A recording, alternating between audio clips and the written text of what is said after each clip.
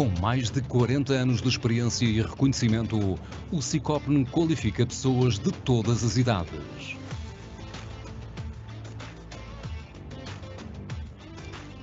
Este centro de formação ajuda-te a colocar mãos à obra para seguires a via profissional num ambiente de excelência, moderno, atrativo e acolhedor. No Sicopn, trabalhamos para que alcances os teus objetivos e sejas um vencedor. Ajudamos-te a ultrapassar os desafios num espaço que te garante a construção de um futuro com bases sólidas.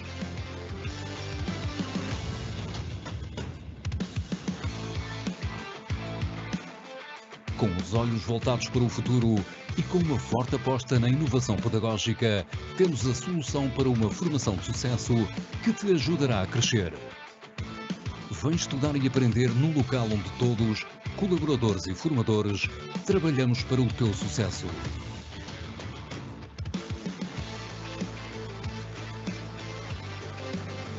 Orientados para as necessidades atuais das empresas, criamos a ponte perfeita para a tua entrada no mercado de trabalho. Estabelecendo parcerias, apoiamos os empresários, os trabalhadores e todos os candidatos às profissões no setor da construção civil e obras públicas. É bom estudar aqui.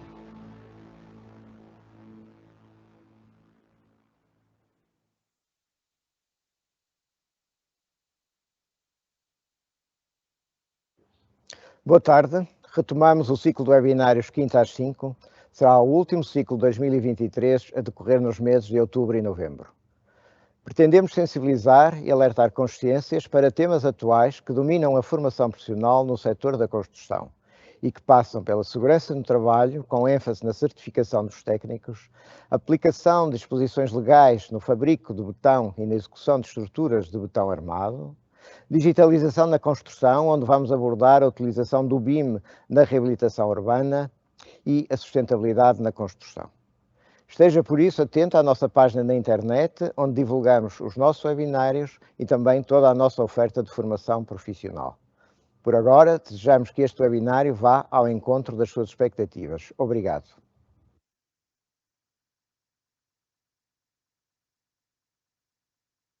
Bom, muito boa tarde. Eu queria agradecer o convite que me foi formulado pelo Sicopn para vir aqui falar sobre sustentabilidade no setor da construção e quero cumprimentar e agradecer a presença de todos. O conceito de sustentabilidade esteve sempre muito relacionado com a preservação do meio ambiente. No início dos anos 70 do século passado, começou-se a tomar consciência de que certas ações relacionadas com a degradação do meio ambiente e a poluição não se confinavam a uma fronteira política. Portanto, elas estendiam-se para além dos limites de cada país e passaram a ser considerados algumas ações como mais gerais e não confinadas a fronteiras políticas.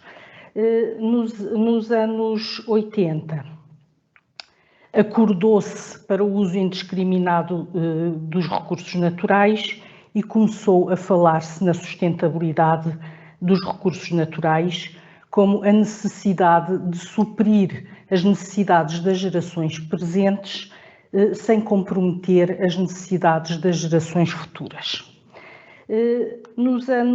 Já nos anos 90, começa a introduzir-se o aspecto económico no conceito de sustentabilidade, começando a falar-se em desenvolvimento económico que não comprometesse a preservação do ambiente.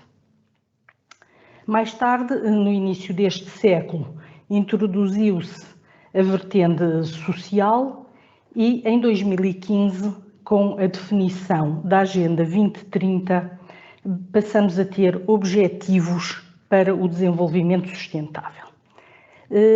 São 17 os objetivos do desenvolvimento sustentável.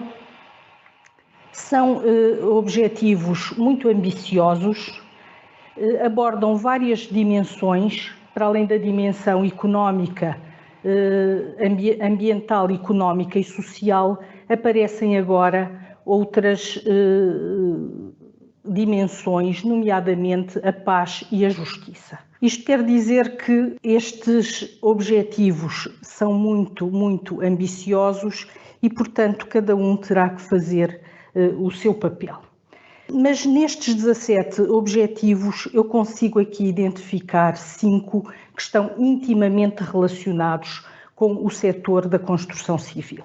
E eu enumerava a água e o saneamento, as energias renováveis, a inovação e infraestruturas, as cidades e comunidades sustentáveis e a produção e consumos sustentáveis. Isto quer dizer que se em 17 objetivos, 5 estão intimamente relacionados com a indústria da construção civil, é porque a indústria da construção civil tem, neste contexto, uma importância muito grande. Com efeito, o setor da construção civil é de uma relevância enorme para qualquer país, tem um impacto económico muito grande, a construção de grandes infraestruturas movimenta geralmente valores apreciáveis e, portanto, tem muito impacto na economia de um país. Tem também impacto na economia das próprias famílias. A aquisição de uma habitação é um investimento para uma família com bastante impacto económico. Por outro lado, é um setor que tem também um grande impacto social. Emprega muita gente, quer empregos diretos na indústria da construção, quer depois em todas, indiretamente, nas indústrias que acabam por fazer os fornecimentos à indústria da construção civil. E é também um setor fundamental para o bem-estar das pessoas. A construção civil, a indústria da construção civil tem um papel grande no setor económico e social, mas tem também um impacto ambiental muito grande, nomeadamente pelo volume de obra que é realizado. Na construção civil utilizamos geralmente o cimento. O cimento é um material fantástico que tem propriedades que nós dificilmente conseguimos encontrar noutros materiais, mas ele é responsável por 5% das emissões de CO2 e 3,8% do consumo da energia total da União Europeia. Daí vermos que a utilização deste material, porque nós podemos falar em construção metálica, em construção de madeira, em construção de pedra, mas acabamos, por exemplo, sempre por fazer as fundações em betão e, portanto, acabamos sempre por não dispensar este material. E é um material altamente poluente. Mas se falarmos da indústria da construção em si, na totalidade, isto é só um material, mas na totalidade, os edifícios, por exemplo, na sua fase de construção e de funcionamento, têm também impactos ambientais muito grandes. Eles são responsáveis por 50% da extração dos recursos naturais, por 25% da água consumida, 40% do consumo total de energia, 35% da produção de resíduos e 35% de emissões de CO2. Portanto, o setor da construção é um setor em que é preciso ter bastante atenção à sua sustentabilidade. E a sustentabilidade, então, na construção, prende-se sobretudo com o quê? Prende-se sobretudo com a poupança na utilização de recursos naturais. Nós consumimos efetivamente bastantes recursos naturais, isso tem que ser reduzido e se nós analisarmos, por exemplo, o que se passa na reconstrução versus construção nova, a reconstrução face à construção nova permite a menor extração de matérias-primas. E é geralmente uma prática mais sustentável, porque para além da menor extração das matérias-primas, existe também menor produção de novos materiais, menor necessidade de transporte dessas matérias-primas e desses materiais, uma menor perturbação da envolvente onde se desenvolve a obra e também menor risco de diminuir a compacidade das cidades.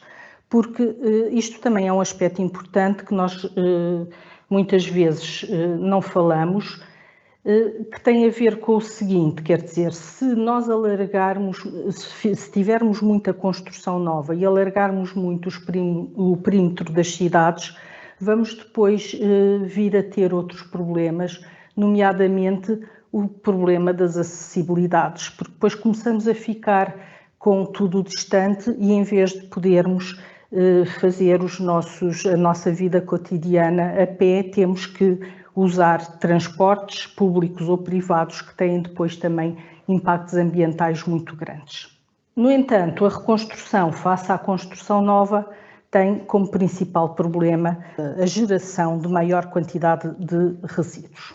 Uma forma mais sustentável, portanto, de encararmos estes problemas é começarmos a utilizar os princípios da economia circular. A economia circular é um conceito relativamente novo que, no limite, admite que não há produção de resíduos. Tudo o que hoje em dia se considera resíduo tem que passar a ser encarado como uma matéria-prima. Portanto, é esta a filosofia da economia circular. E no setor da construção, quando não conseguimos que todos os resíduos sejam considerados matéria-prima, é muito importante o cumprimento da cadeia de intervenção nas operações de demolição seletiva e na gestão de RCDs. E devemos ter em conta sempre essa hierarquia, que é primeiro prevenir a geração de resíduos, depois fazer a sua reutilização, a reutilização dos materiais, fazer a sua reciclagem, arranjar maneira de valorizar os resíduos e só finalmente, quando não podemos usar nenhuma destas técnicas, digamos, proceder à sua eliminação. Pronto, a sustentabilidade na construção prende-se também com a diminuição de resíduos de construção e demolição, como eu já disse, tudo isto entra na economia circular, na utilização de materiais com grande potencialidade de reutilização e de reciclagem, portanto, devíamos usar materiais que nos permitissem fazer essa reutilização ou reciclagem. Temos que apostar também na construção de edifícios duráveis, adaptáveis e modulares. Utilizar também, começa-se agora a utilizar também um novo conceito, que é o conceito de desconstrução, em vez do conceito de demolição. Desconstrução no desmantelamento dos edifícios. Portanto, a desconstrução é também um novo conceito, relativamente novo, e, como eu já disse, é caracterizado pelo desmantelamento seletivo e cuidadoso de uma construção. Desta forma, promove-se a recuperação dos materiais, a sua reutilização e facilita-se também a reciclagem, porque temos os materiais desmantelados seletivamente e, portanto, mais fáceis de serem reciclados. Só que a desconstrução coloca alguns desafios. Eu começava por dizer que era importante investirmos em projetos de desconstrução. Assim como hoje em dia temos projetos de licenciamento para construção de obras, quando metemos o projeto de licenciamento deveríamos já meter um projeto para que no fim da vida do edifício pudéssemos proceder à sua desconstrução. É dizer assim, vou intervir desta forma, vou construir, mas depois no fim tenho que ter consciência de saber como é que vou livrar-me, digamos, daquilo que estou a realizar agora, sem que isso traga impactos muito grandes. Para isso é preciso investir no ecodesign, portanto temos que começar a pensar como é que vamos, uma nova forma de construir, como é que vamos construir, como é que vão ser as ligações entre os elementos para que depois os possamos desconstruir de uma forma fácil. Era também importante investir na normalização da forma dos elementos de construção e das dimensões dos seus componentes. Desta forma, nós podemos pensar que os edifícios iam se tornar monótonos, mas é assim, nós com um conjunto de legos conseguimos fazer milhares de montagens diferentes. Portanto, dentro da nossa imaginação, mesmo com a normalização da forma e das dimensões das componentes, nós podemos ter edifícios diferentes. A desconstrução iria implicar também a criação de mercados de produtos usados e, para isso, era necessário a catalogação dos materiais.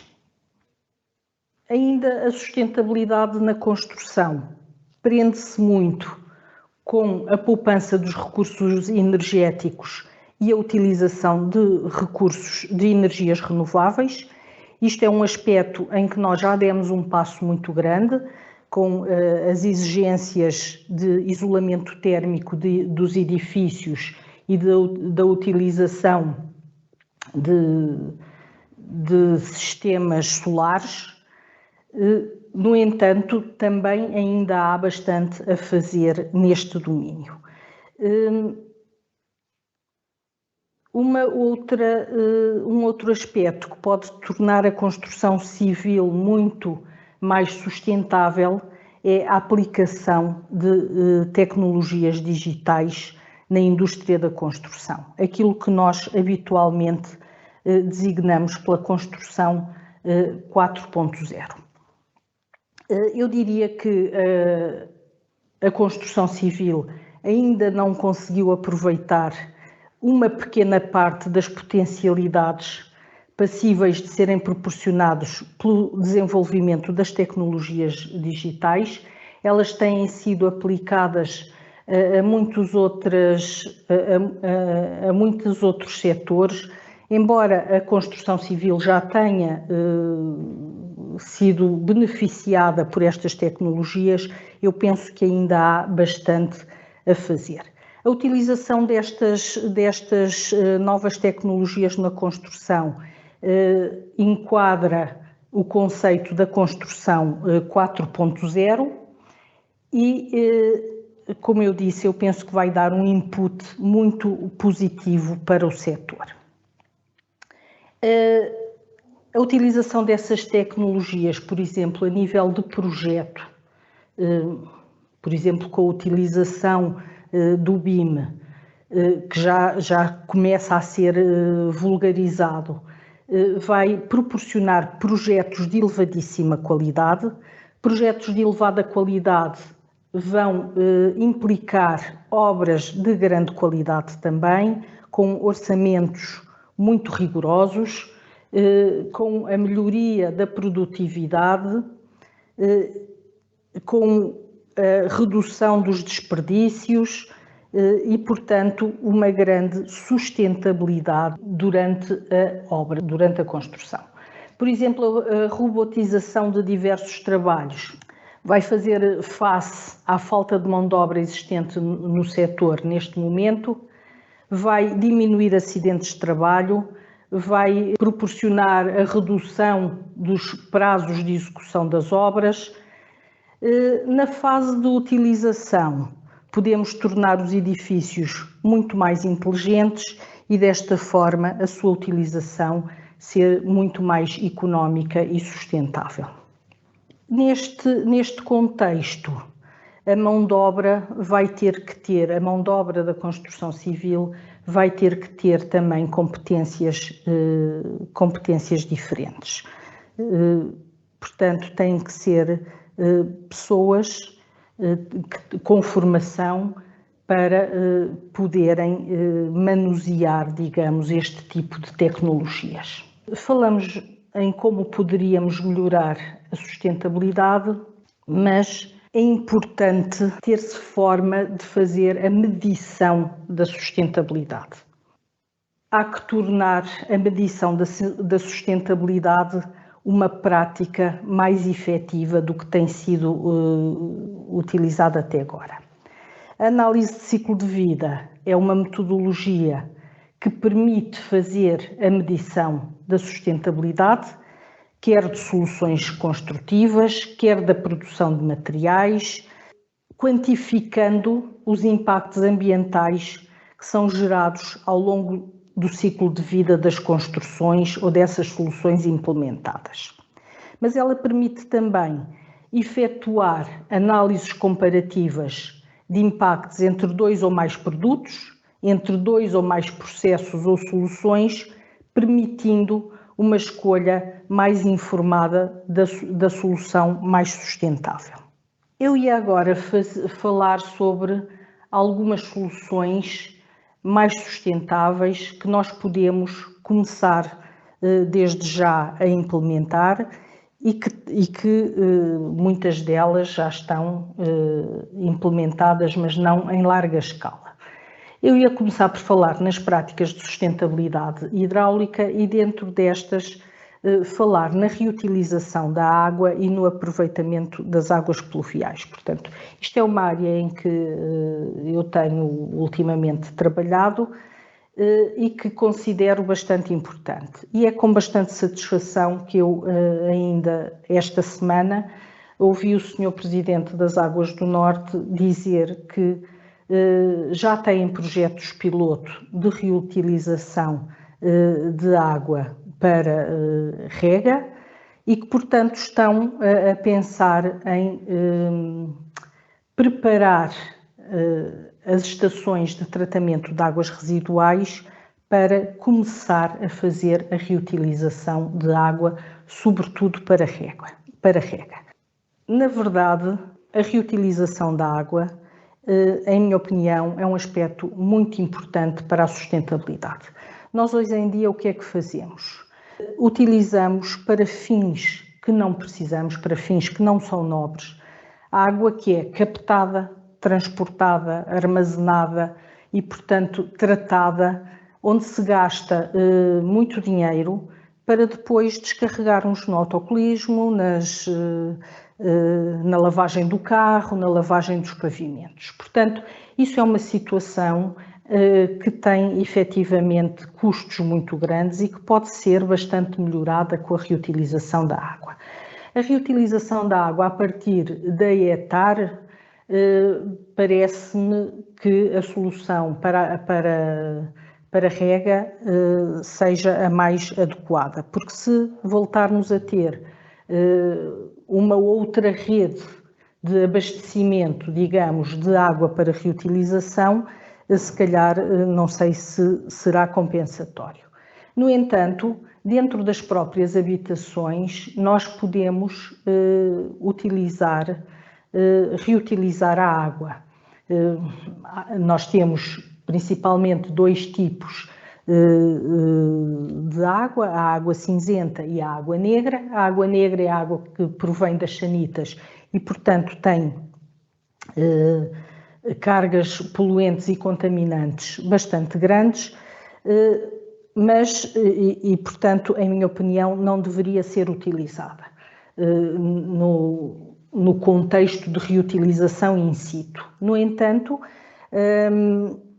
as águas cinzentas muito mais facilmente poderiam levar um tratamento e serem reutilizadas, por exemplo, a água da banheira para o autocolismo, seriam situações relativamente fáceis de conceber, sendo que não podemos deixar de ter em conta a saúde pública. Relativamente ainda à reutilização, eu penso que in situ seria mais vantajoso o aproveitamento das águas pluviais. Com efeito, as águas pluviais têm características pouco poluentes e pouco contaminantes, portanto são águas praticamente sem poluentes e sem contaminantes, só têm aqueles que incorporam durante a sua queda e, portanto, são águas com muito mais características, digamos, físico-químicas para poderem ser reutilizadas. O problema que se põe com o aproveitamento das águas pluviais prende-se sobretudo com a dimensão dos reservatórios que nós necessitamos para o seu armazenamento. Sobretudo no nosso país, que temos verões secos, quentes e secos, e invernos com bastante pluviosidade, nós pensaríamos logo à partida poder utilizar essa água do inverno para o verão. Nós fizemos na Universidade de Trás-os-Montes alguns trabalhos e chegamos à conclusão que o caminho não deverá ser por aí. Com efeito, para que isso acontecesse, tínhamos que ter reservatórios de grande dimensão. Esses reservatórios não são económicos. O que nós chegamos à conclusão é que deveríamos utilizar as águas pluviais exatamente na altura em que elas são geradas. Portanto, na época de chuva, utilizar a água pluvial não para rega, porque não é necessário, mas no interior das habitações, para os autocolismos e para outros fins menos nobres. Ia falar também um bocadinho sobre soluções que integram tecnologias verdes, nomeadamente as coberturas verdes e as fachadas verdes. Estas soluções melhoram bastante, sobretudo melhoram bastante o desempenho térmico das habitações, portanto, elas consistem em quê? As coberturas verdes consistem em termos na cobertura um sistema que nos permite a plantação de material verde, de árvores, de arbustos, etc. Dessa forma, o comportamento térmico do edifício é melhor. No verão torna-se mais fresco, no inverno torna-se mais quente, melhora também o desempenho acústico, evita as ilhas de calor, melhora a qualidade do ar, porque estamos a introduzir no meio urbano material verde que faz o sequestro de carbono e que liberta oxigênio, que cria espaços de lazer, introduz novos ecossistemas nas cidades e tem também a possibilidade, desta forma, de se manter a tal compacidade das cidades que eu falei há um bocado. Portanto, escusamos de estar a construir grandes espaços verdes ajardinados, podemos ter esses espaços verdes ajardinados na nossa própria, sobre a nossa própria habitação. Tem ainda uma grande vantagem, que é a vantagem de reter as águas pluviais, evitando as cheias em meio urbano. Eu ia falar também um pouco sobre soluções de baixo impacto para minimizar as cheias em meio urbano. Claro que uma das soluções que acabei de apresentar, que são as coberturas verdes, têm aplicabilidade neste caso, portanto, as coberturas verdes fazem, digamos, fazem com que a água pluvial fique retida no solo que compõe a cobertura verde e, portanto, faz essa retenção e a posterior libertação dessa água é desfasada, digamos, do tempo de precipitação, o que faz com que o pico da cheia seja mais reduzido. O que é que acontece nas nossas cidades? O que acontece nas nossas cidades é que nós impermeabilizamos o terreno. E a dada altura nós só temos praticamente escoamento superficial.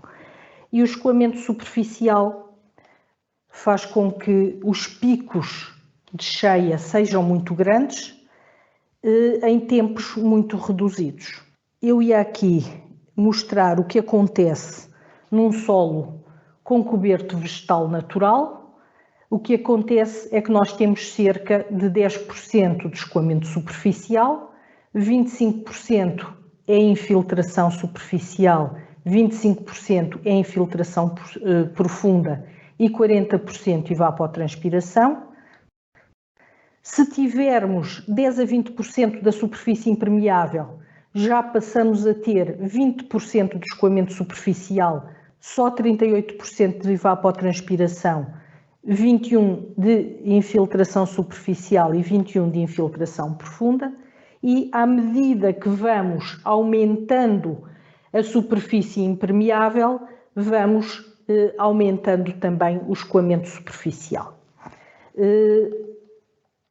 Se tivermos, por exemplo, 70% a 100% da superfície impermeabilizada, nós passamos a ter 55% de escoamento superficial, 30% de evapotranspiração e só 10% de infiltração superficial e 5% de infiltração profunda. Isto quer então dizer que a possibilidade de termos cheias em meio urbano é muito grande. É muito grande e num período de tempo muito reduzido.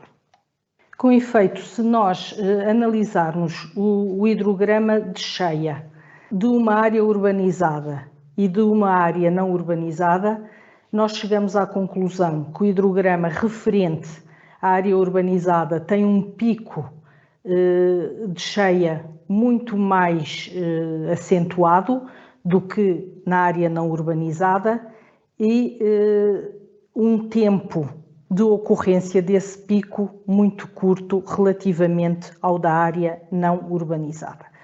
Portanto, para evitarmos as cheias, deveríamos, à partida, ter uma maior percentagem de área permeável. Nós, geralmente, para colmatarmos este problema das cheias em meio urbano, fazemos a construção de redes de drenagem de águas pluviais, só que o que acontece é que, ultimamente, com as alterações climáticas, portanto, com a ocorrência de cheias, de precipitações de grande intensidade e curta duração, o que acontece é que essas redes não conseguem ter capacidade para abarcar os caudais de ponta de cheia e, portanto, acontecem as tais inundações. É o caso que tem sido notícia em Lisboa, que ultimamente não há nenhum inverno em que não haja inundações e que, portanto, se sentiu a necessidade de se construírem agora 2 grandes túneis para recolha das águas pluviais. Eu tenho aqui, inclusivamente, 2 imagens do que acontece em Lisboa, uma de outubro de 2014, outra de fevereiro de 2015, mas podia ter sido no inverno de 2022, porque elas têm vindo sempre a acontecer ultimamente. Estas soluções de baixo impacto que eu vou agora falar são soluções simples que permitem a atenuação dos efeitos da impermeabilização dos solos pela utilização, então, dessas soluções e que em inglês nós designamos por Low Impact Development. São soluções construtivas que contribuem para a infiltração ou retenção das águas pluviais, diminuindo o desfazamento ou desfazando a entrada dos caudais nas redes de drenagem e evitando, portanto, as cheias e a erosão hídrica. Contribuem também para a existência de uma ligação entre a superfície e as camadas de solo mais profundas, para que haja infiltração da água no solo. Contribuem também para o aumento da qualidade da água com o tratamento por filtração no solo, no local onde ela cai. Uma envolvente mais verde, aumentando a biodiversidade, a diminuição do efeito das ilhas de calor nos centros urbanos e fomenta também a recarga dos aquíferos. E eu aqui vou passar muito rapidamente algumas soluções de baixo impacto para a permeabilidade dos solos, nomeadamente as valas revestidas com coberto vegetal, as trincheiras de infiltração, as bacias de retenção, as bacias de infiltração, as caldeiras de infiltração, os poços absorventes e os sistemas de biorretenção. Queria dar aqui um especial destaque aos pavimentos permeáveis. Nos parques de estacionamento, por exemplo, podemos utilizar pavimentos permeáveis deste tipo que está aqui na figura. No entanto, por exemplo, nos arruamentos poderíamos, aliás, já tem vindo a ser desenvolvido materiais para, nomeadamente, betuminosos permeáveis que permitam a infiltração da água nos solos. Atendendo à quantidade de arruamentos e de passeios que nós temos, se utilizarmos pavimentos permeáveis, vamos ter em parte resolvido o problema da impermeabilização dos solos em meio urbano. E finalmente, para terminar, eu ia falar um bocadinho do papel das universidades neste contexto.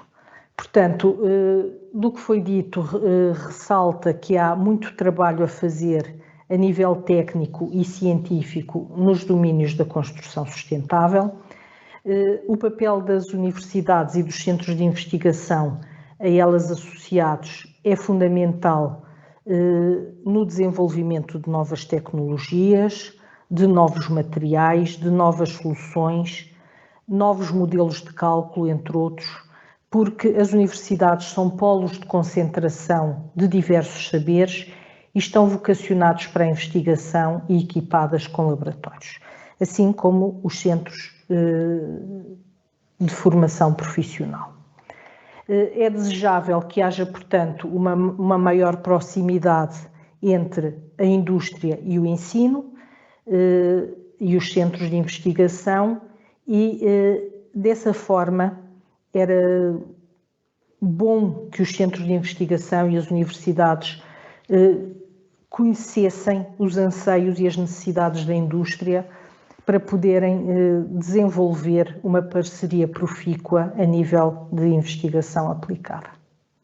Muito obrigada e estarei já de seguida disponível para responder a algumas questões que queiram colocar.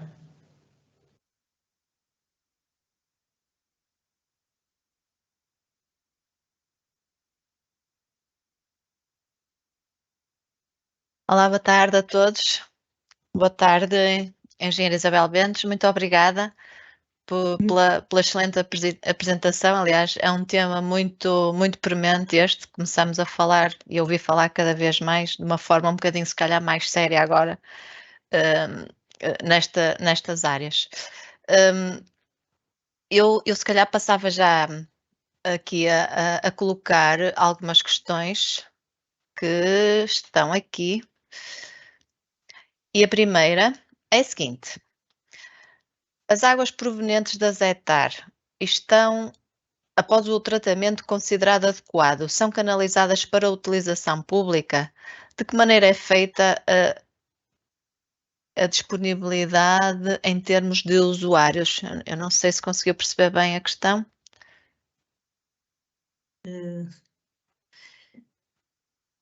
Muito boa tarde, muito obrigada por me terem dado esta oportunidade de estar aqui hoje. É assim, as águas residuais provenientes da ZETAR normalmente não são reutilizadas, portanto elas são lançadas no meio receptor, geralmente em meio hídrico, nos rios, sem serem reutilizadas. Hoje em dia, portanto, está-se a pensar fazer essa reutilização e estão-se a pôr as várias hipóteses, sendo que a hipótese da reutilização urbana a partir da ETAR, portanto, com a água já com qualidade para poder ser reutilizada para consumo humano, digamos, eu penso que deverão ter que ser feitas algumas contas para ver se realmente é uma solução viável ou não. Porque vamos ter que as transportar de novo desde a ETAR até, vamos ter que ter, digamos, uma segunda rede de abastecimento de água, só que com águas para reutilização. Relativamente à sua utilização na rega, portanto, nas zonas mais próximas da ETAR, parece-me para já nesta primeira fase ser a solução mais adequada.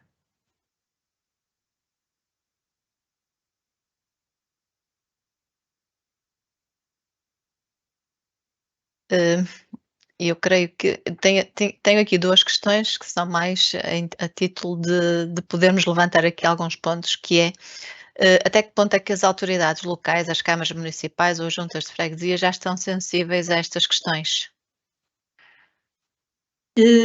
Eu acho que aos poucos as pessoas e as entidades, sobretudo, vão começando a ficar sensíveis a estas questões, porque assim, até agora, sobretudo na região norte, nós tínhamos uma disponibilidade hídrica bastante grande e, portanto, não tínhamos qualquer tipo de necessidade de reutilizarmos ou de entrarmos na economia circular a nível de água, não é? No domínio hídrico.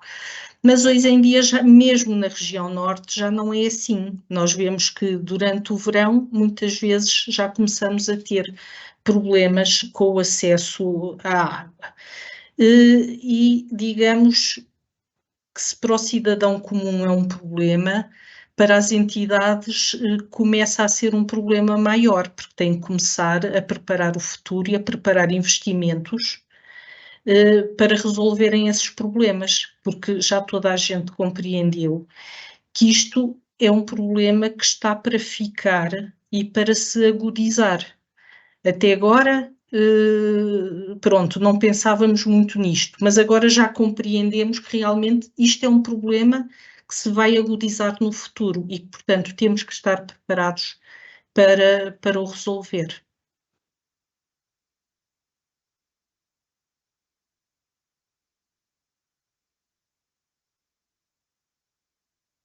Outra questão aqui, que é relativamente a estas medidas, implicam maiores custos de construção ou de elaboração? Será que esta questão poderá impedir a sua implementação?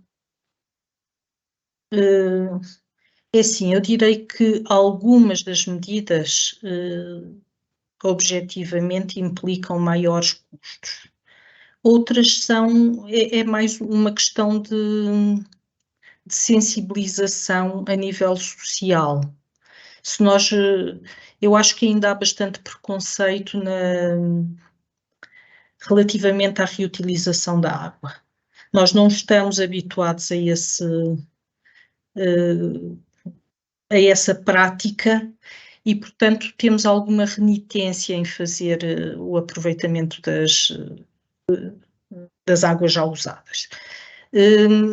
Nós, se conseguirmos garantir um nível de qualidade definido na lei, digamos que não teremos problemas em fazer essa reutilização. Temos que começar a ficar sensíveis para isso e, nomeadamente nas nossas próprias habitações, começarmos a pensar em soluções mais mais locais. E sei lá, se durante a própria construção utilizarmos sistemas de aproveitamento de água, eu estou convencida que ao preço que a água já tem e que vai atingir no futuro, se calhar temos um custo inicial de investimento um pouco mais elevado, mas depois se calhar teremos o retorno ao longo do tempo, não é?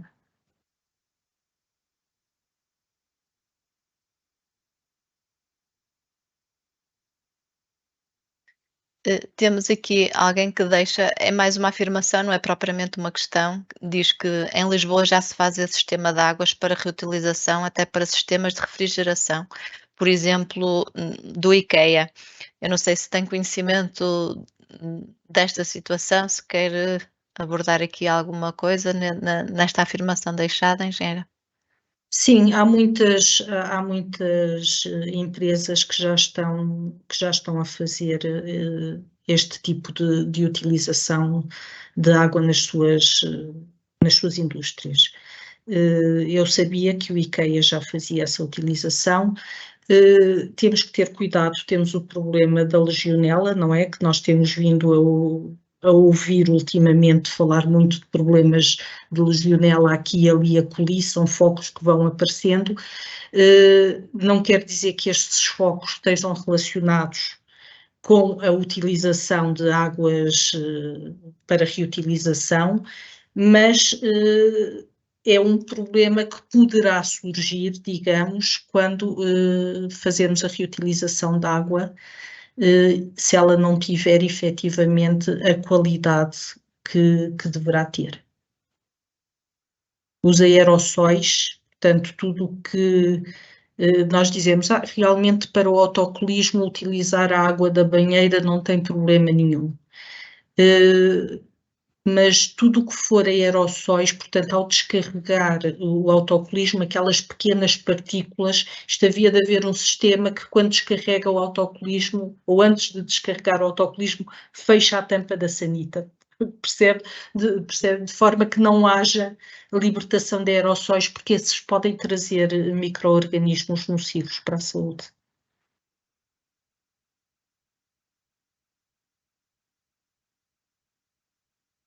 É realmente importante pensar nestas coisas pequenas que com o tempo acabam por se tornar, grandes e é preciso criar às vezes pequenos hábitos. Temos aqui mais uma questão deixada pelo António Fiuza que diz: já estamos no século XXI. As cidades que foram construídas lá nos anos 50, como seria o jeito mais fácil de fazer o recolhimento e fazer o uso dos aproveitamentos dessas águas nessas cidades? A projeto para essas cidades ou só as grandes não sei o que é que está aqui a querer dizer. A projeto para essas cidades ou só as grandes? Não consigo perceber exatamente o que o Sr. António pretende. Não sei se quer dizer alguma coisa sobre esta questão.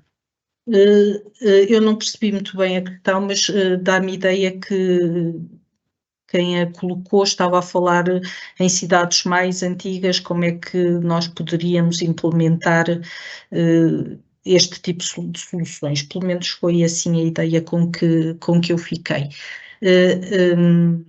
É lógico que isto não pode ser implementado de um dia para o outro, são soluções que vão ter que ser implementadas aos poucos e poucos e realmente, quer dizer, o nosso edificado, a parte de construção civil, digamos, tem um horizonte de projeto de 40 anos.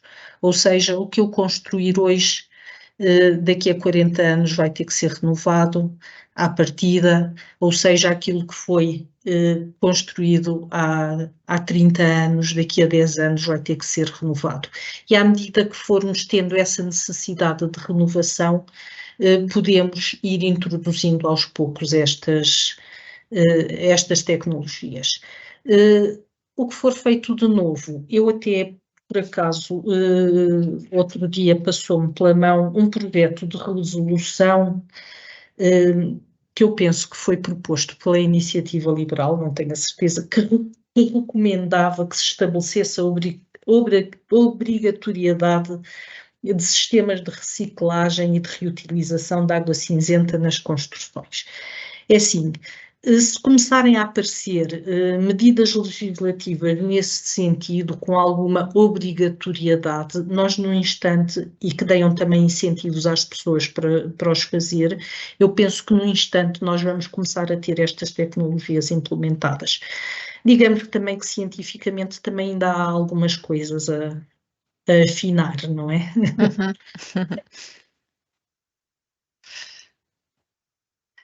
Temos aqui mais uma questão do José Alves, que pergunta se existe alguma entidade a quem recorrer a algum apoio para o aproveitamento de águas pluviais. Eu penso que não. Não posso. É assim, não posso garantir, mas penso que não há neste momento.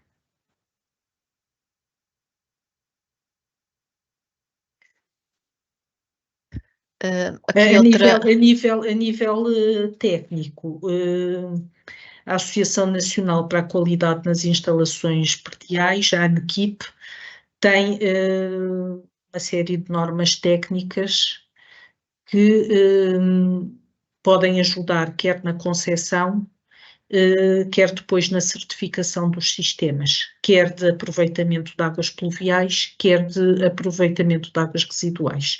Portanto, já existem duas normas técnicas, a ETA 701 e a ETA 905, portanto, uma para sistemas de aproveitamento de águas pluviais e outra para sistema de aproveitamento de águas residuais, e depois temos as especificações técnicas da ANQIP 702 e 906 para a certificação desses sistemas, sendo que é a ANQIP que faz a certificação. Relativamente às coberturas verdes, penso que as normas técnicas estão entregues à Associação Nacional das Coberturas Verdes.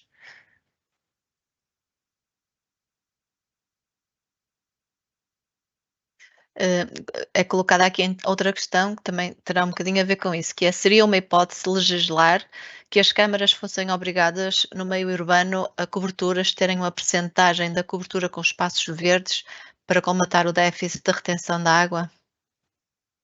É assim, eu penso que são os planos diretores municipais que já impõem que não se ultrapasse um determinado nível de impermeabilização do solo. Mas sim, penso que se deve fazer mais para se aumentar o nível de permeabilidade. Mas já existem algumas regras a esse nível. Ok. Temos aqui mais uma questão que eu creio que será a última, que é tais como as leis para a implementação de elementos para aproveitamento de energias renováveis, não seria urgente a implementação de leis para a implementação destes meios nas novas construções, uma vez que já existem imensas soluções no mercado? Eu penso que sim, que era a forma de rapidamente conseguirmos implementar este tipo de soluções e darmos um passo muito grande.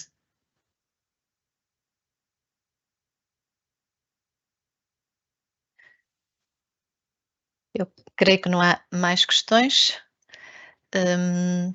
Eu não sei se a Isabel quer dizer mais alguma coisa para fecharmos este webinário.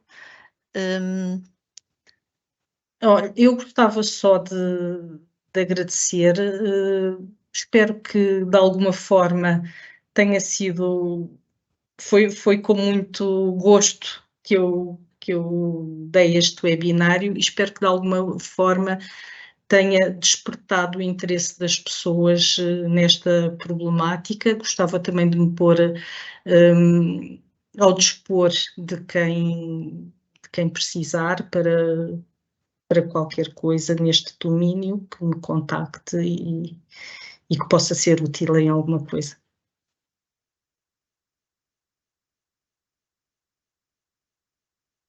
vai ser com certeza útil, até porque esta informação vai ficar disponível e às vezes as questões não surgem neste momento, mas podem vir a surgir e como já é nosso hábito, se alguém tiver questões, pode colocá-las para os nossos e-mails do SICOP, nós faremos depois chegar e com certeza daremos resposta dentro das nossas possibilidades.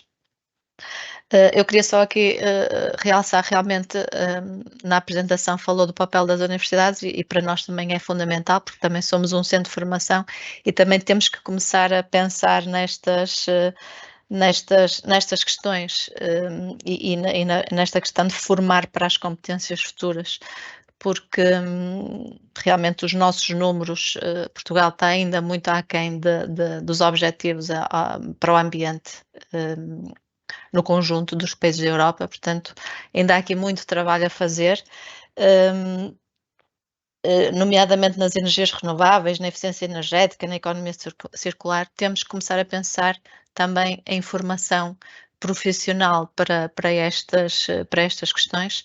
Aliás, já nós vamos lançar agora o catálogo de formações para 2024 e já estamos a ter em atenção aqui algumas questões relativamente com a energia verde e toda esta questão do ambiente.